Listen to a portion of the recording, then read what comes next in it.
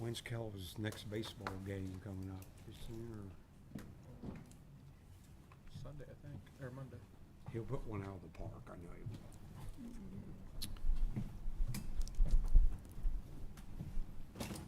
will. Alrighty. It's 6 o'clock, and I'm going to go ahead and call the Village of Mount Sterling Council work session for June 10th, 2026 to order. We only have a few items on the agenda this evening. We are bookended by another meeting which will be occurring at 7, so we will need to hop right in and get going on this. The first item to be discussed this evening as part of Committee of the Whole is to discuss the results from the Ohio Risk Plan Risk Assessment. I don't know if Joyce would like to start or anyone would like to initially ask questions. This has to do with our general insurance coverage. The village maintains a separate policy under the Ohio Fair Plan. And every year a risk assessment is done to identify things that can be corrected or improved or overall manage our exposure, risk exposure. So that was done, and we did get a report back. We did. Thank you, Mayor. So we've all received emails. We should all be up to date on what is going to happen here. And basically, it is going to be requiring third-party entities within the village to have insurance for all events.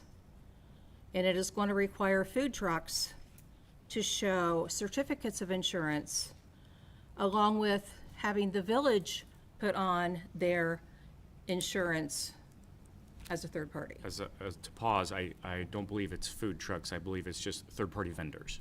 So a food truck is not a vendor to us. Pretty sure a food truck is. I will read it to you. Okay. Okay? Yeah. So I'm going to go ahead and go through. I have my answers from Mr.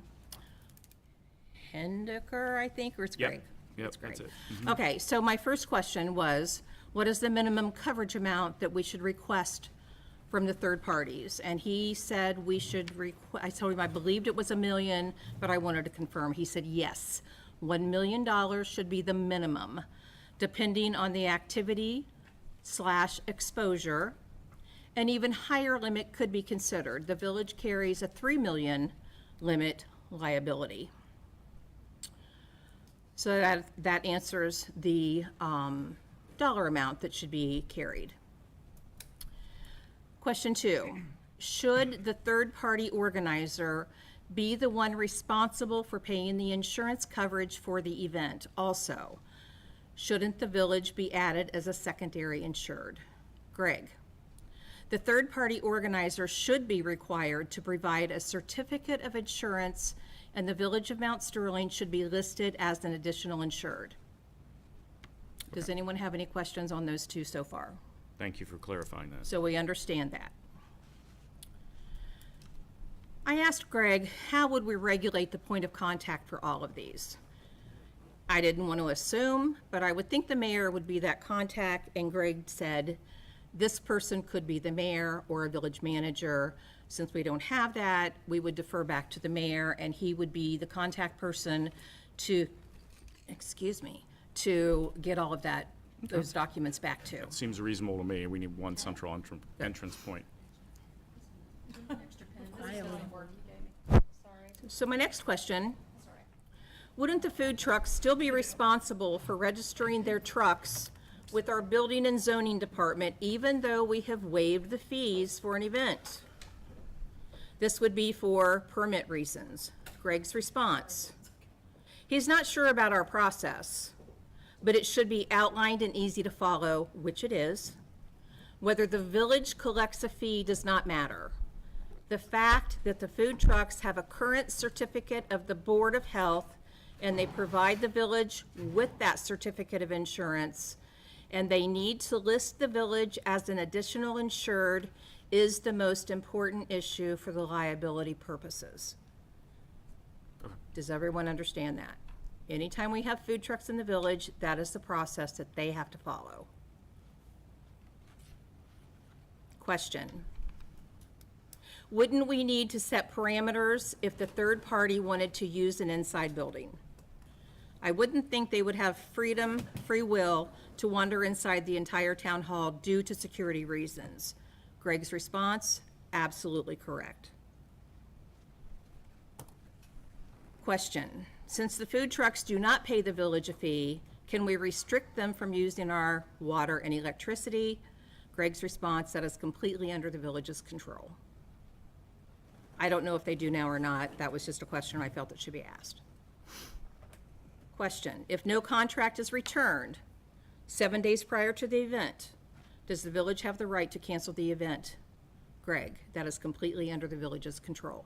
So what we're saying is, from this point forward, once this goes to council, and if it is approved, which I don't think we have a choice, we have to approve it. It's the law. Your law. It's not the law. It's not a law, so we make it law. It is the law of the insurance company, Melanie, Okay. okay? It's, Thank you you. know what, It's Joyce, not just my let's, law. wait a minute, before this gets out of hand. It's not gonna get out of I hand. do not appreciate the tone that you are speaking to all of us with. I don't appreciate your comments, so let's move That's on. great. I'm just letting you know. So the next that question the way you are speaking is- to us is inappropriate right now. Is it, It is. Mayor, am I being out of line here? Okay, it's 6:06. We need to keep moving, please. Thank you. I will move on.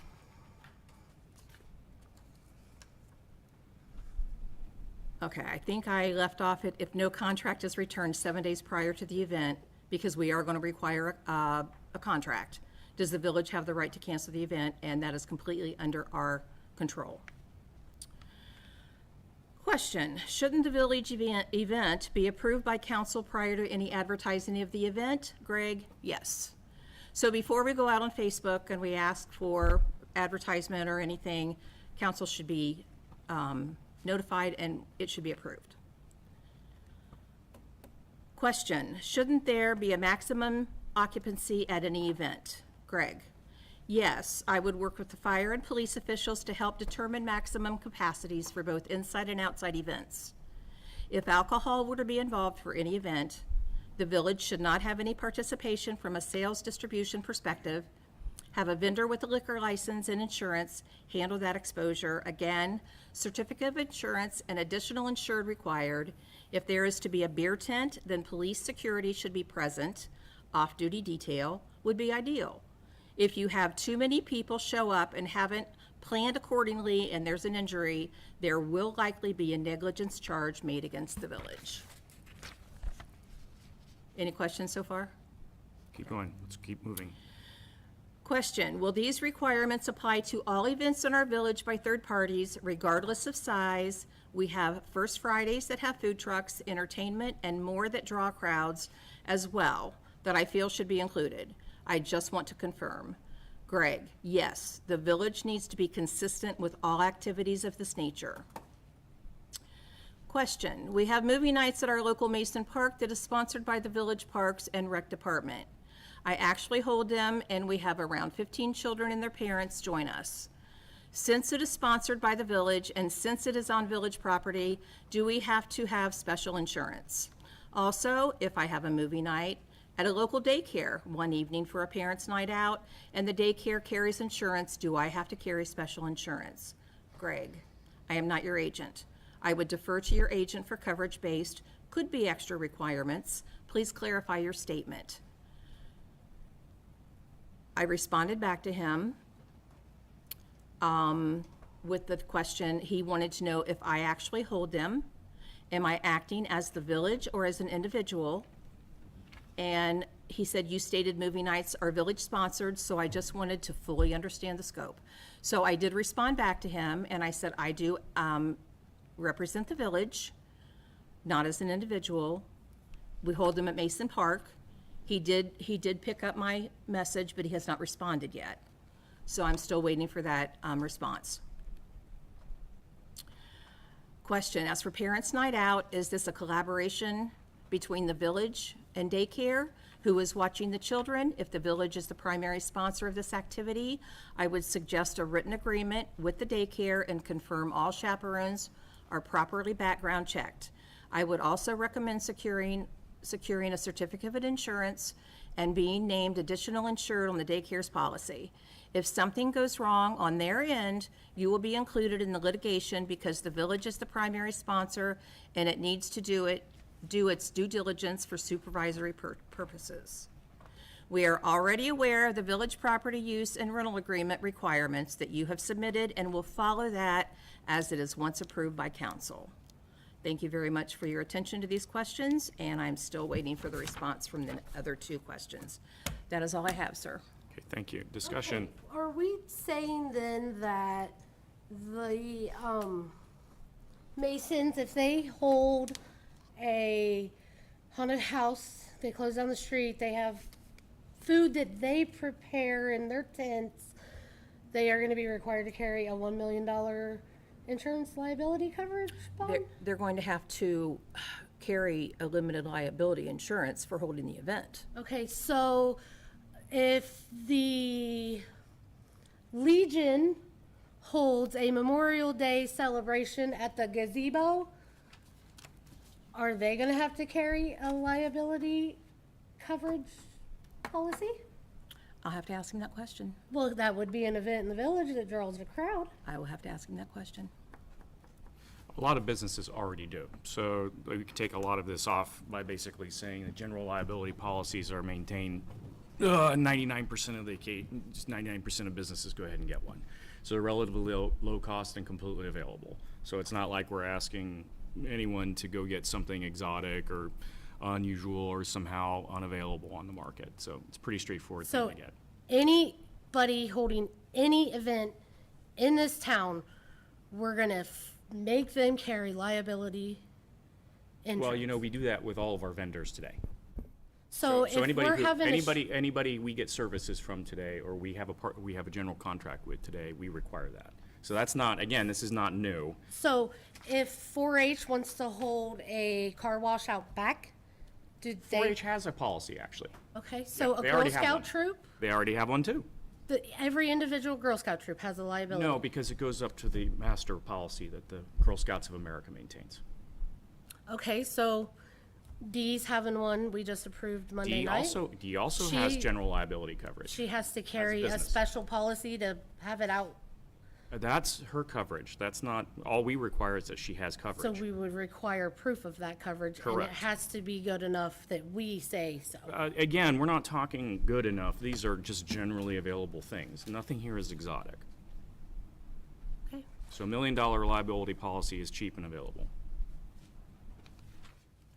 I mean, it's, none of this is like So particularly. if the village co-sponsors with someone else, then, I'm hearing two components to that. One is that there's a contract in place, and two, that there's liability insurance on behalf of the third party who's with us.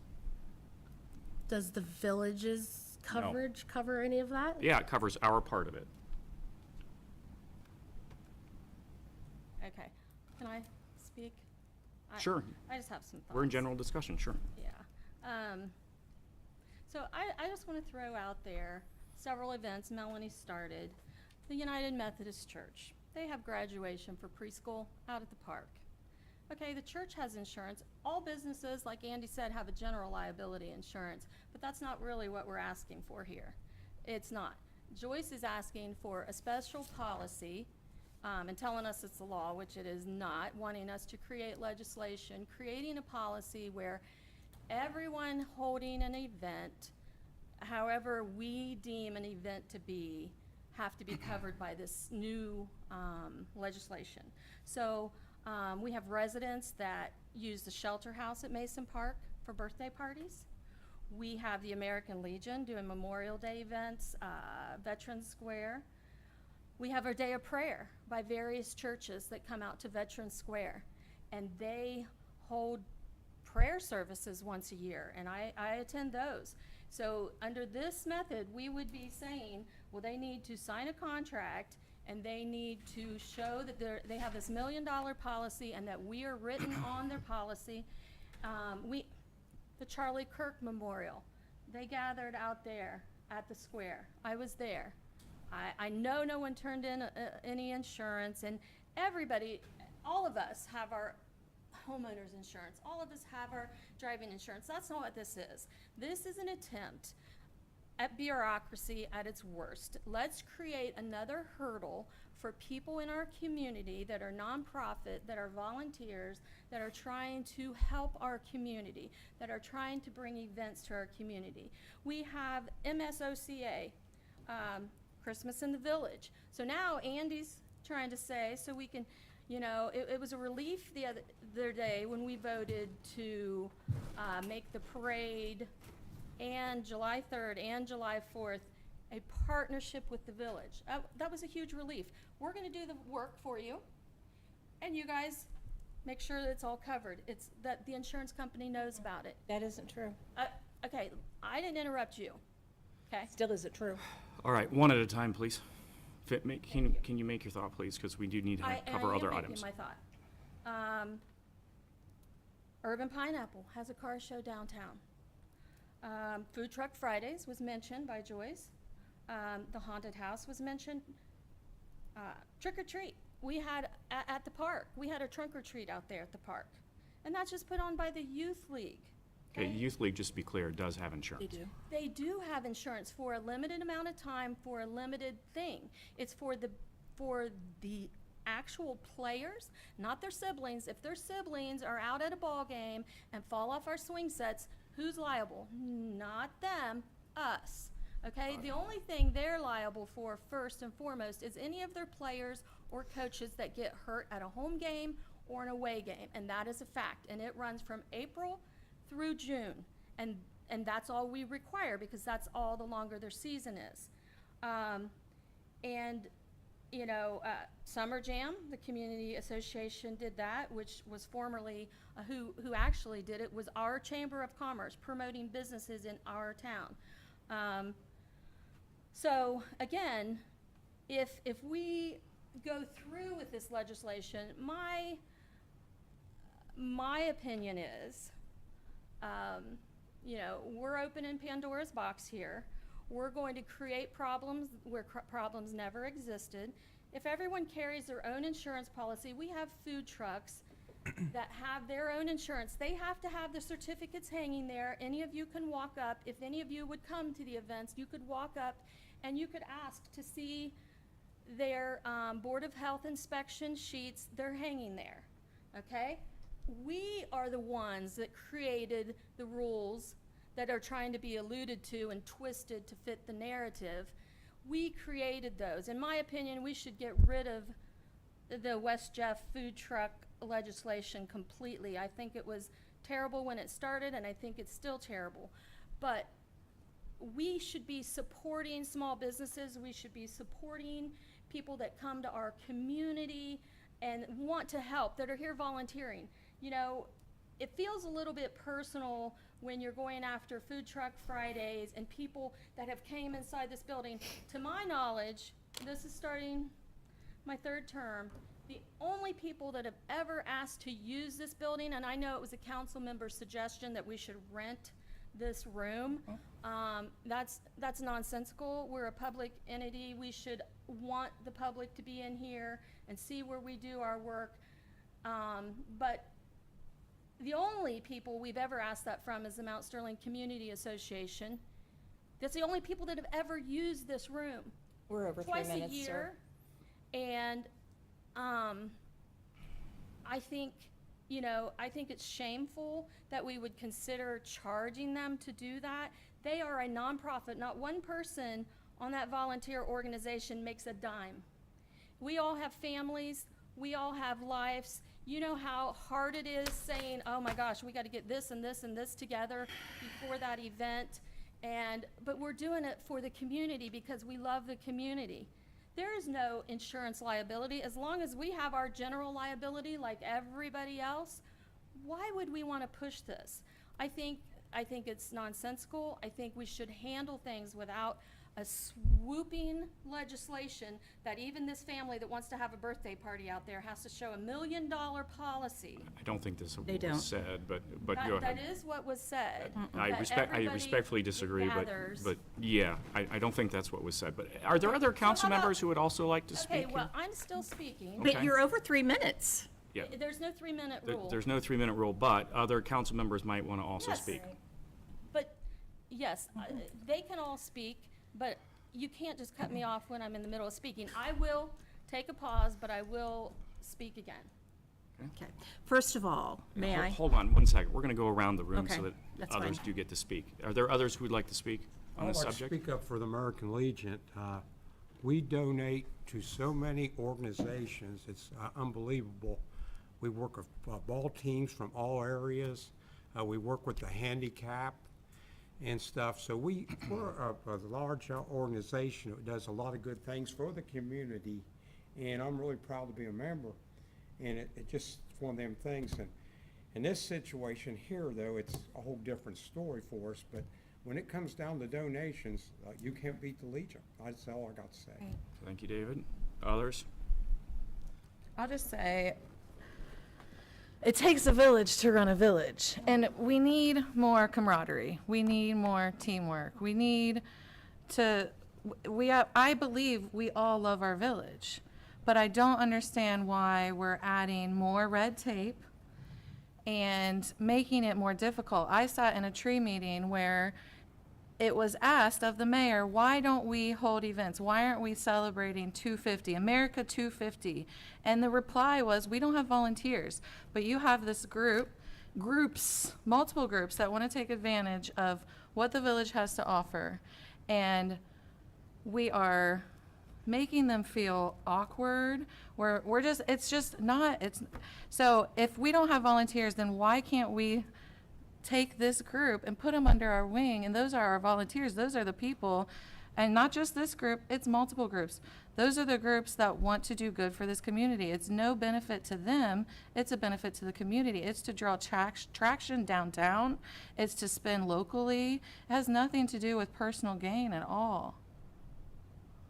Well, and it's also to provide things for families to do in town, so they don't have to drive, to the next town 20, 30 minutes away to enjoy a family night with entertainment and that kind of thing. And if we pass some sort of legislation like this, we could very well run anybody away from this town that might want to provide something for the families that live here.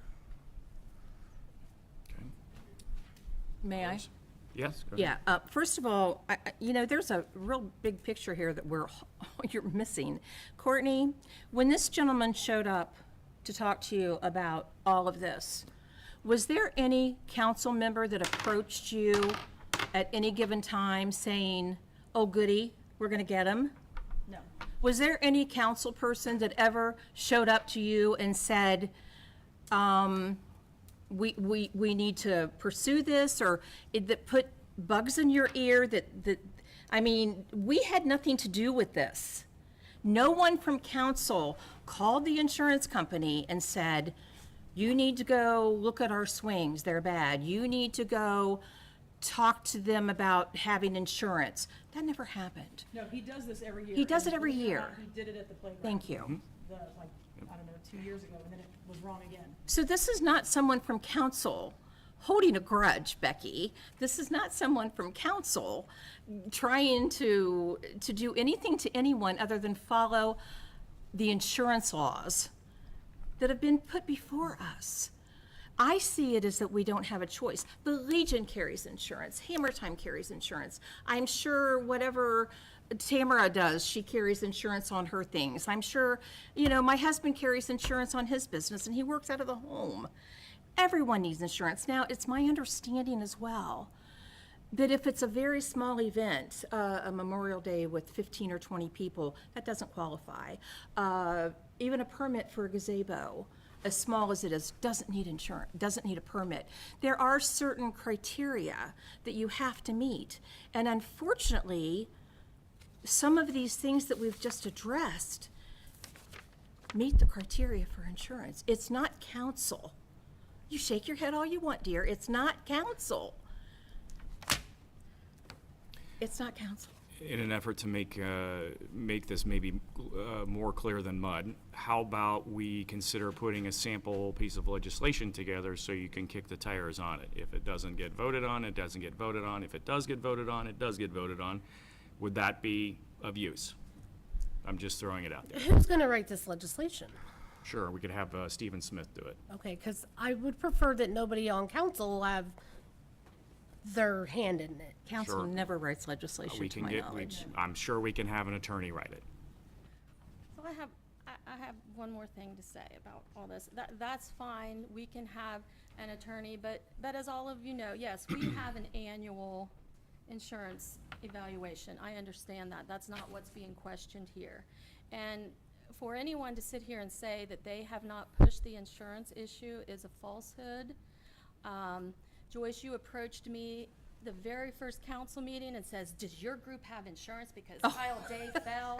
And do you have insurance? And I asked said- you that question. And Yes, I did. well, it's a village event. If this happened, it's a village co-sponsored event. No, it wasn't. And, you know, we have our own insurance. The village has their own insurance, but we didn't take out a separate policy for this event. No. And you've had a bug in your craw Nope, ever I was since. approached Okay, about please it. don't interrupt me. No, I was approached about it. You're just Please- rehashing old Please stuff. don't interrupt me. I Just did not rehash. interrupt you. Okay.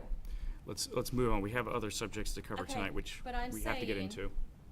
I'm saying it's a falsehood to say that this has not been something that has been pursued by a council member. And again, I'm not super comfortable with what you're suggesting. I mean, I'd be willing to do it, but I think it should be, I mean, it was just, a statement was just made. If there's only 15 or 20 people there, then it wouldn't pertain Excuse me. to up to the having to insurance have company. insurance. So that's why I think it's best to handle this on a case-by-case event. If you have the American Legion coming and saying, we want to have an event downtown and we expect a couple hundred people, then we all look at it and say, okay, let's call our insurance company, let's find out if there's special insurance needed, case by case. And if they say, we're just going to do a memorial event and have a prayer service and we'll probably have 30 or 40 people, then the same thing. Okay, well, that's a whole different scenario. So instead of creating this controlling legislation that puts people in a box and makes them afraid to get out and volunteer and do events for the community, I would suggest that we handle things as they come to us on a case-by-case basis. We could have Courtney talk to the insurance company, and she could be the person that's non-biased that would relay things. And, you know, I know yesterday it was said that Joyce has made several calls to the insurance company, and, you know, and I asked at the time, well, I mean, like, can all of us call? Because, and again, I thought about that, and I thought, I'm not gonna call this guy because it doesn't look very professional. I mean, it should be handled through our fiscal officer or our mayor only. And if all 6 council members started calling this person, I mean, how, you know, how would we look, and how does that make our leadership look? So I decided to pass on that and try to just come here and reason with you guys and say, hey, let's let Courtney handle this on a case-by-case basis. And I did want to talk about, though, in the Ohio plan, there are a few issues other than this. This was one little paragraph out of 20 pages with the playground. And I was wondering if we did get all of those issues. No, we haven't started on them yet. We will. We need to know what to do next. So yes, we will take care of them. Okay, well, when this, okay, this was brought to us at the, April? What are we now? Middle of May. This was brought to us at a finance meeting. I really wasn't sure at the time why it was finance, about the insurance, but it was brought to us. And I have in my notes that you were gonna handle the playground end of it with correct. the guys. Yep. And try to get all that fixed. And Yep. so I just wondered if any of that had happened yet. It has not happened yet because I'm still working on what the solutions are. Okay, well, I mean, I would be happy, since I was, you know, told to make sure I was prepared, I'd be happy to make some suggestions. Actually, if you would just write them up in an email and send them to me, that would be great. Well, the problem with that is the Because rest of that way I council- can address them one by one, and then we can Right, also but make sure that it's The done. problem with that is, and some of us struggle with this, is the rest of council doesn't have an opportunity to have as much information then. Like, they don't know what I'm thinking. Well, email to everybody. Email with the list of what your suggestions are to everybody. Well, and. Or then send no it one- to, send it to Courtney and she'll distribute it. Well, I mean, and if I may add something to this, some of this stuff is, in my opinion, is self-explanatory. Okay, good. So I kind of feel like okay, you know, and I'll use one chair, the mulch is too low. We need to put So more mulch. in logical sense is, okay, you need to put more mulch there. There's one that, you know, there's a sharp edge. Okay, we can, you know, get a plastic square, it's an L-shaped plastic square. Yeah. That could be attached to the handicap swing. It looks like, you know, the length maybe, because it's on a platform, needs to be a little bit higher. So you would just take out maybe linkage or add a link to it. So I feel like some of this stuff, I mean, they're not requiring us to get a playground inspector to come out and, you know, and he's circled some items on here that Right. is a manufacturer requirement. So whatever that requirement is, you know, it should Right. be handled. I mean, and some of these are just, you know, Some of them are just suggestions. ADB and compliant, comments. like, you know, with, if a wheelchair were to go over this, it's, you know, it's kind of broken right here. If that were my house, I would Just needs just be able to patch it. Right. So I mean, some of this stuff, in my thought, is a bit logical. I mean, he's physically showed a tape measure saying that this needs to be moved over a couple inches. Right. So then you would take a tape measure and move it over a couple inches. Yep. So I Right. kind of feel like some of this stuff is not any input that I think council needs to be pushed on. It's just, in my opinion, it's more of a logical Right, sense. it just needs to get done. And there's there's only the one swing in question, other than minor things, and it just says if it needs to be tested, through this ASTM, thing. And F1 if it doesn't exceed this 100 Gmax thing, then it absolutely needs to, this is the only thing it addresses in the whole thing. Everything else seems like they're mostly suggestions, but this says, if this is not an approved swing system, if they can't be produced, this needs to be removed. This is a therapy swing from developmental disability arena, where there's a strict one-on-one child to supervision, environment. And then he even circled on there where it says continuous adult supervision is required, and that the village would need to provide a staff person out there beside the swing. So this is something that should be addressed immediately, in my opinion, that we should get that testing done, or call that manufacturer and see if it meets, you know, this testing. And we need to get the sign changed if it does, to say At your own risk or something? you yeah, know, something a- like that. Yeah. And if it doesn't, then we need to get it removed, because it was not designed as a playground swing. So that's what really concerned me most about this Ohio plan, was getting all that stuff done at the playground, because that's probably where we have the most liability, and kids crawling and hanging on things and stuff, so. Well, and kids will not use it. Obviously, if they're not in a wheelchair, kids will be swinging on it at any point, at any age, multiple children at one time. And you can tell that from So- you can tell that from the legs of the bay that hold it, the arm, you know, whatever that goes up, they're all dented in because it's being Excuse me, I swung. got a question.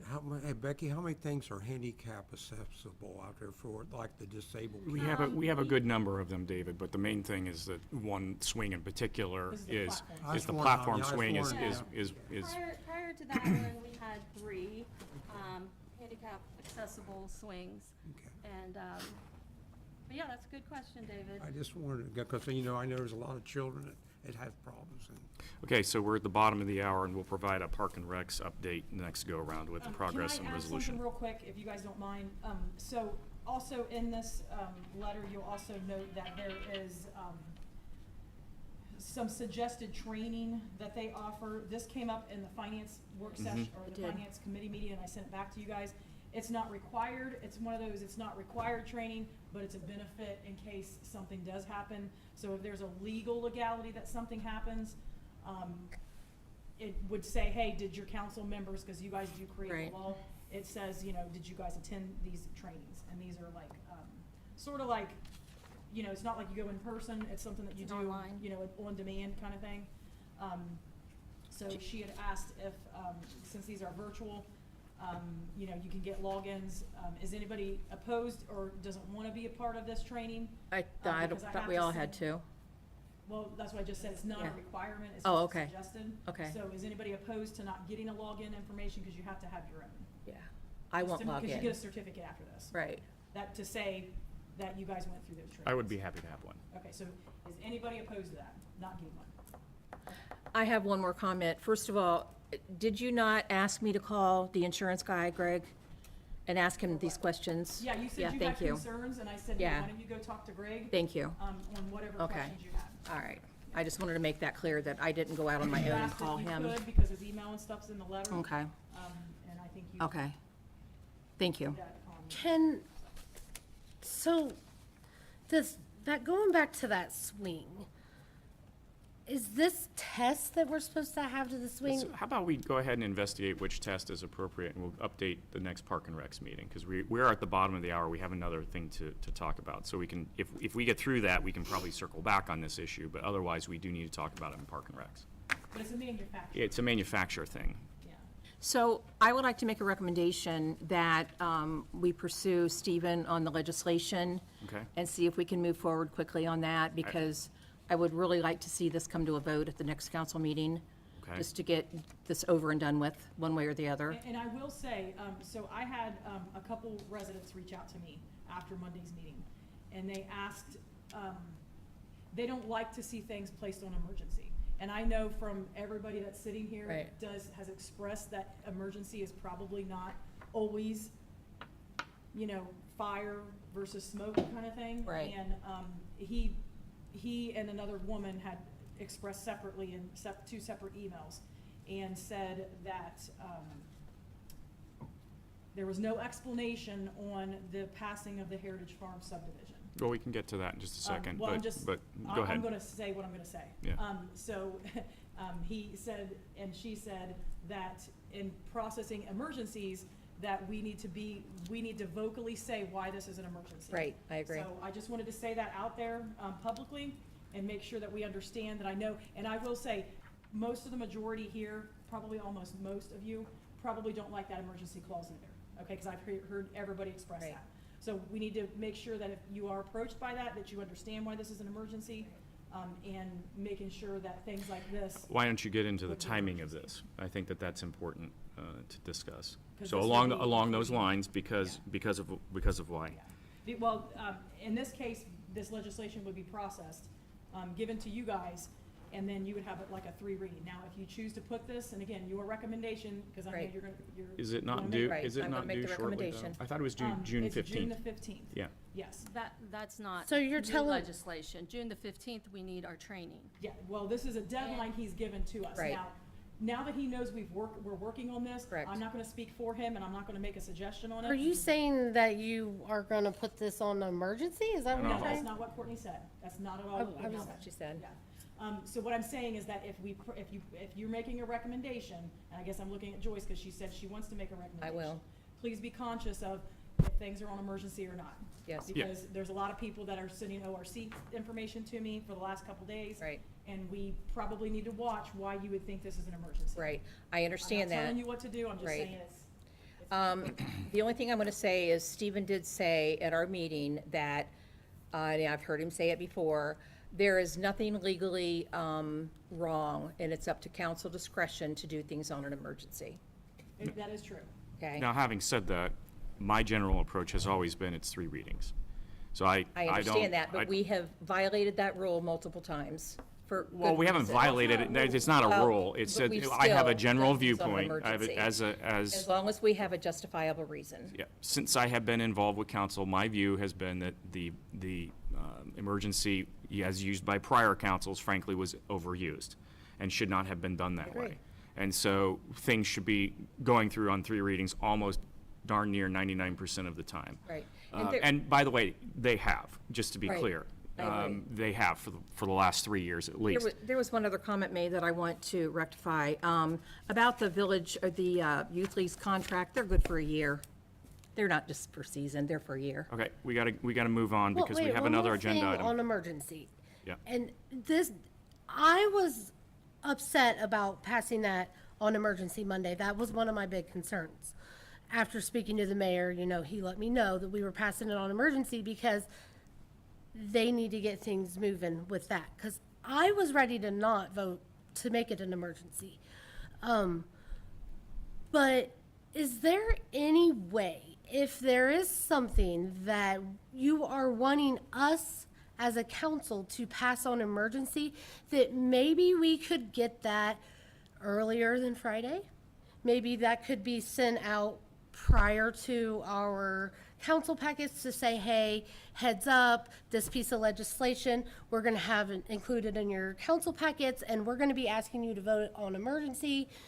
So we have a little bit more time to process it, because when we get this legislation, a lot of times, if we're not on that committee that is doing that legislation, a lot of times, You won't a know. group of us have no idea that we're even doing it. And I am really uneasy voting on things that I don't have time to think about, to research, to look into.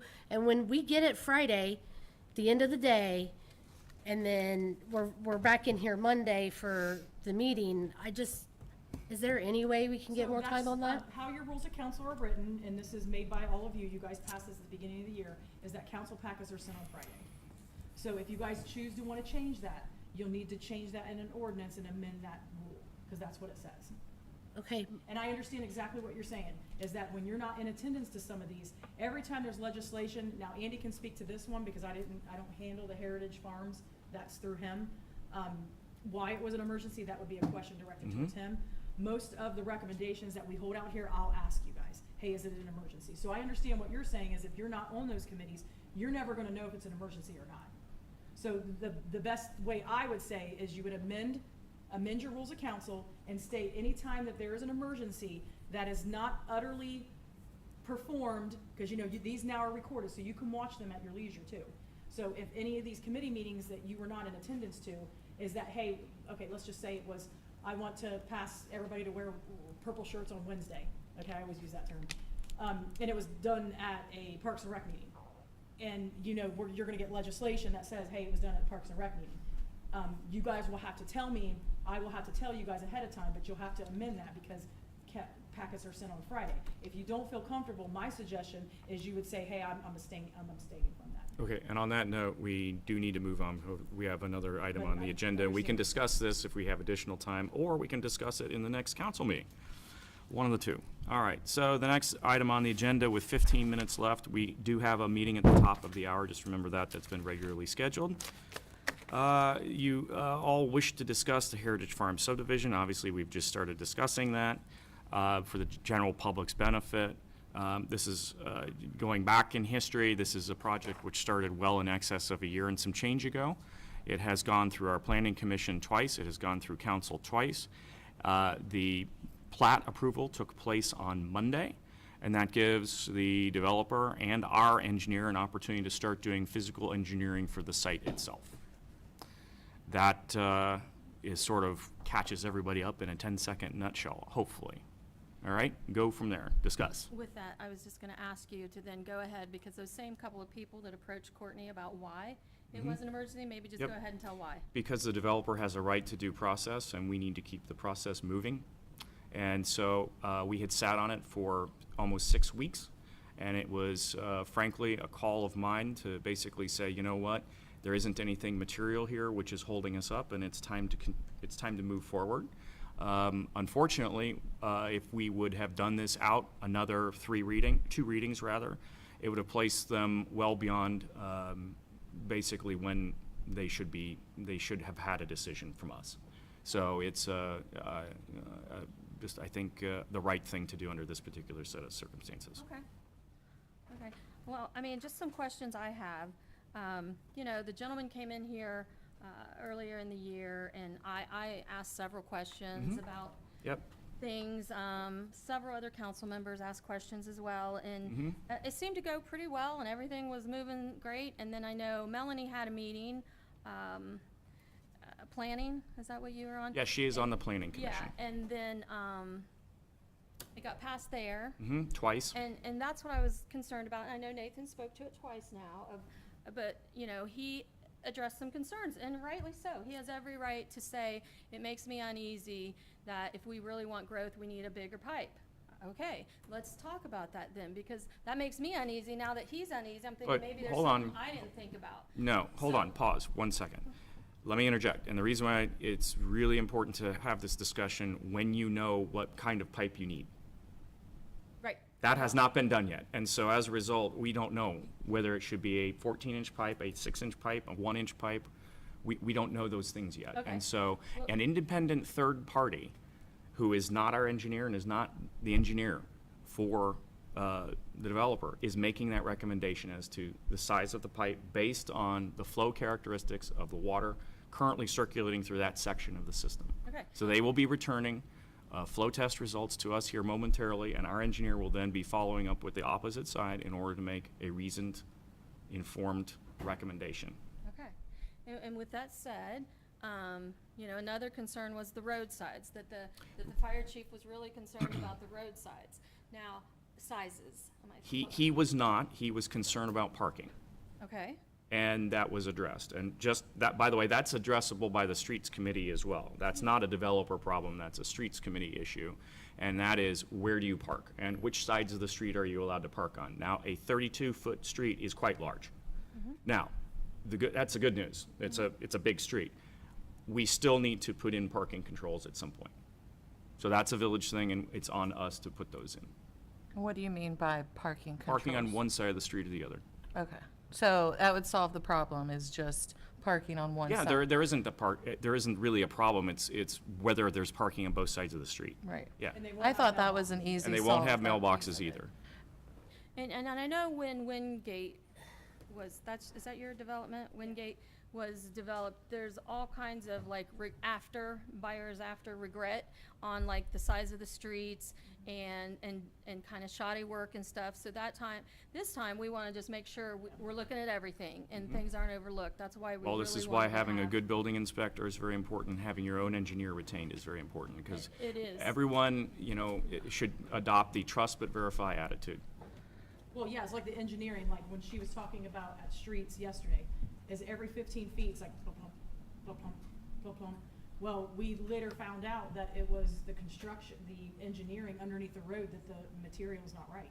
So, I mean, you don't wanna have a Wingate 2 Right, situation. right. So. And it is a concern, like when people put things on Facebook, and I think we have all have experienced things on Facebook, all of us, personally, business-wise, council-wise. I mean, Facebook is evil sometimes, when people aren't informed.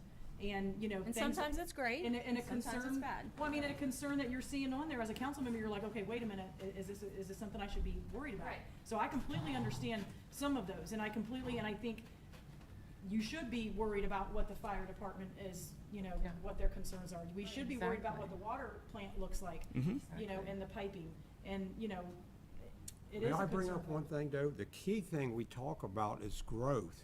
And the only way you're gonna have growth is keep building. One time, the village of Mount Sterling, the village of Plain City was the same size. Now, Plain City is 3 times the size, and we need to keep growing, because everybody knows I went to that meeting years ago to see if I could get an Aldi store in this town. But I need a population of 5,000. The only way you're gonna do, I may not see it in my time, but we gotta keep bringing in these houses and stuff. We need the growth, and I can understand about the pipes and the streets, but we gotta keep going forward with this, because we can't stay Mayberry forever. We gotta keep growing. Yeah, I mean, And growth is that's good gotta if it's happen. healthy growth. Exactly, I just wanna bring up a point, and I ain't not against anybody else or anything, but I believe in growth, that's the only thing. I was kind of glad to see Nathan's concerns, Yeah, great. because I don't know what goes into a development and what we should be asking. I'm glad to hear Melanie asking for streetlights. Like, I don't know any of that. So I was glad to see concern, because I was like, it can't be that smooth. We can't just So I was glad to see, and I'm glad you're talking to the fire chief. Like, we should all be on the same page. We should back up our fire, we should back up, but like Andy said, the engineer hasn't done his part, so that's relieving too, to hear that part. So I did want to ask, when is the engineer going to maybe address the proper pipe, or the proper, how to have a pond, what was that called? Those are called pond. retention ponds, yeah. So when will we get that kind of information? Not for a little bit yet. Okay. So probably not until it is early summer, but probably not for at least until July. Okay, and then I know in the planning committee meeting, Commission, yeah. the developers had said they hope to start breaking ground in July. Yeah, Are that's not we- happening, Okay. for all the reasons I just said, but yeah. So, I'm just, because again, I've never done this before. What is the next steps? What will be the next thing that they are going to bring to us and want us to? Yeah, so then, that's a great question. So the next step will be how the infrastructure itself is funded. And it will be most likely funded through something called a tax incremental financing process, which basically says a portion of the tax based on the improved value of the property will be set aside to repay specific infrastructure costs. So there is no out-of-pocket for the village of Mount Sterling. And I believe you, and you just used that, the tax. Incremental financing. Financing, it's called a TIF. Yep. We had that shortened up before, and, Stephen spoke of a TIF, and Mm-hmm. a TIF comes from somewhere, because I guess that was a concern up front, is are we paying for these pipes No. going to this? Well, I know that. Yeah. That's the developer, but this TIF, Mm-hmm. if I understood him right, it's not, like, we're not gonna be paying additional monies. Like, Correct. we're not getting taxed again. No. To do this, Nope. but it is coming out of a fund somewhere. No, that- to be very clear about it, it's only coming from the development itself. Does not come from the rest of town. From the Comes from development developer? itself, from the development They're- itself. In layman's terms, they're gonna fit it to whoever buys the house. Okay, Correct. So whoever's buying the house. Whoever the customer is to the house. Okay, Correct. Yeah. So. They're gonna pay any- more. Okay. And again, I expressed a concern to Courtney once when I first heard about this, because I know, like, when they built Showa years ago, we had some agreement with them. Enterprise That's called zone. an enterprise zone agreement. That's And- very different. That's completely different than this. Okay, Yeah. but there was.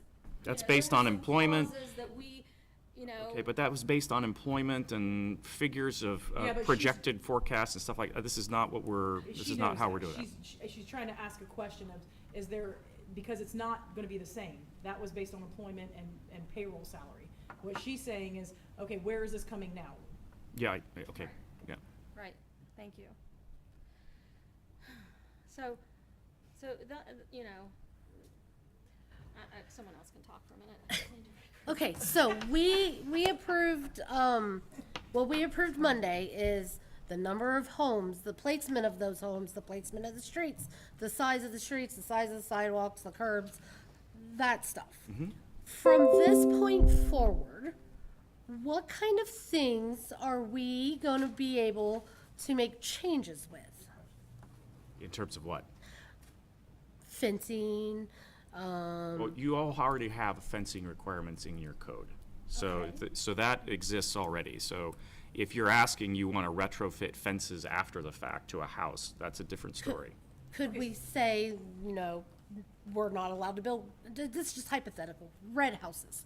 No one's allowed to put a red house over there, or, Again, that's all already in the code. So that, as long as they, like, our zoning, Okay, so our here's- zoning code contains everything related to fencing, for example, and everything related to physical structures. Here might be a question. If they do a flow test and say they're gonna put a 8-inch main out there, Mm-hmm. and say the flow test comes back, no, it doesn't meet, PSI, the flow's not good. Yeah. And the village says, okay, well, you're not gonna get an 8-inch pipe. Can they change that to say a 12-inch main? It's whatever is necessary. Okay, so they'll Is, go is by the whatever answers. the- Yeah, building- whatever is necessary. Now, if the village would like to, now, you're asking, I think, a separate question, which is, if the village would like to have, instead of a Chevrolet, you'd like a Caddy, that's a different story. So they're That's a, gonna build it as that's a wholly different story. It will meet fire code, right? So the baseline is always you have to meet building and fire code, period. It has to work.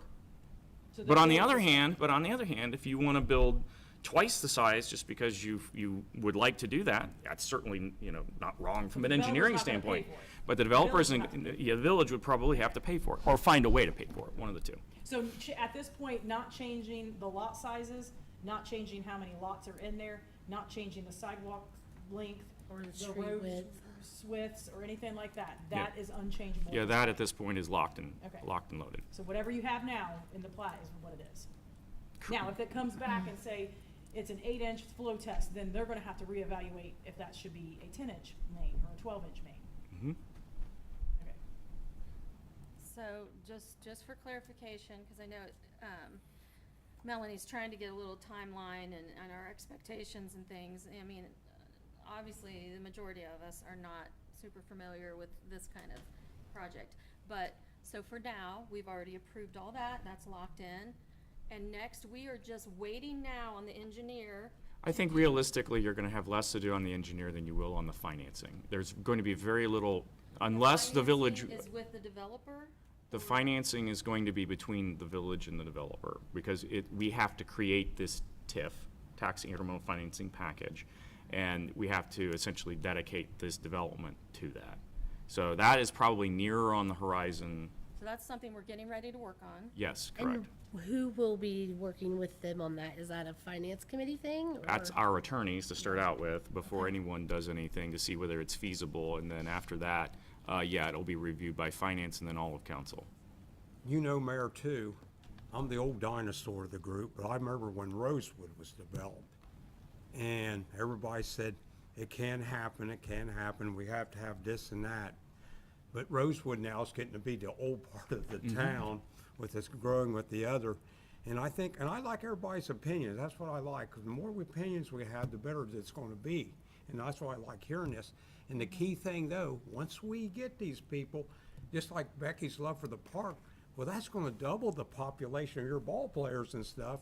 The Veterans Park's gonna grow more, and who knows what else can happen. I know right now we're talking about the streets and stuff, but I can remember my dad being a trustee years ago when I was a little boy, and he said, I don't know if Rosewood worked. Well, Rosewood's about as old as I am now, so I'm just old. And just remember, once it's built, it's then your Yep. problem.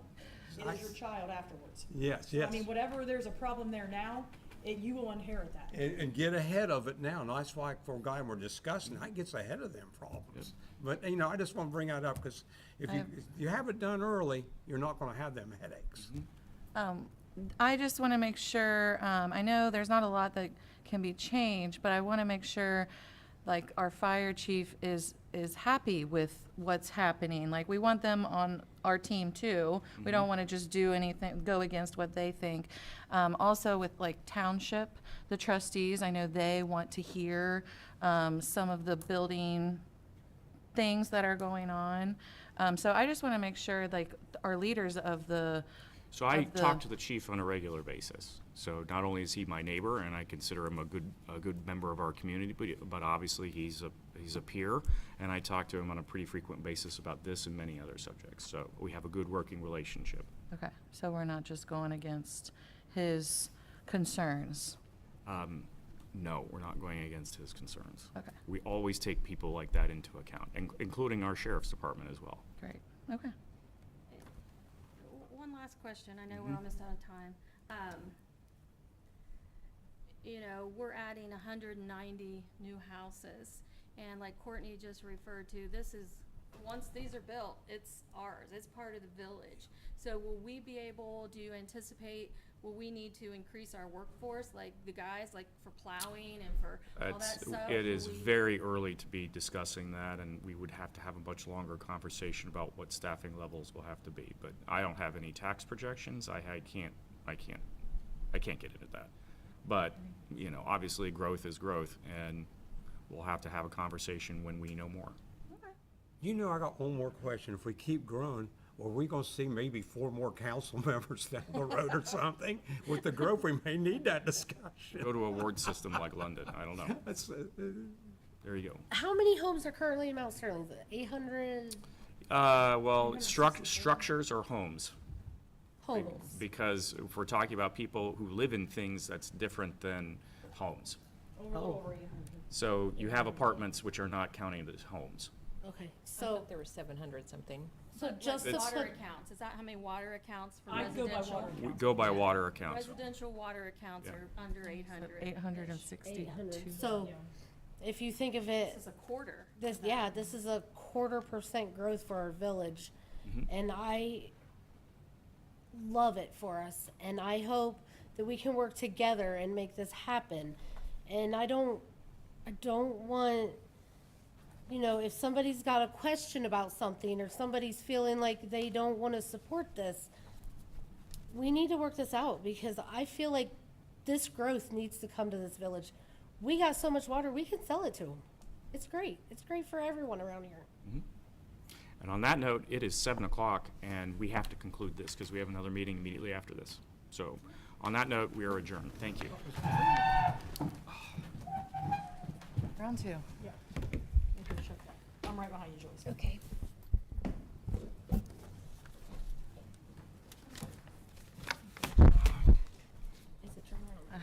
I was sitting there during a tree meeting, or I was sitting there during something, and I flipped.